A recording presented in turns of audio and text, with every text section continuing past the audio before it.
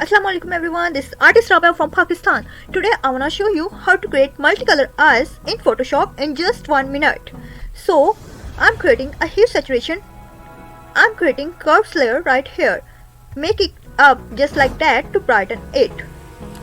So create another layer, hue saturation adjustment layer. From here take the colorize option. I'm taking the blue color here. This, increasing the saturation. This, click on this layer. This is written layer marks. Now Ctrl plus I. I had pressed Ctrl plus I.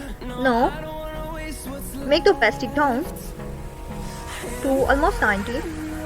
Ctrl plus and start painting. Make sure not to paint outside.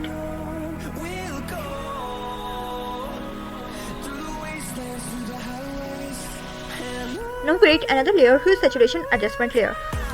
Press on colorize and I'm taking green color from here and this.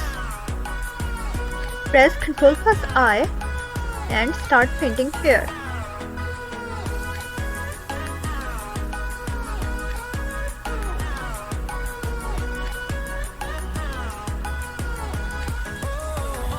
Like this you can change any of the color you want in Photoshop in just 1 minute.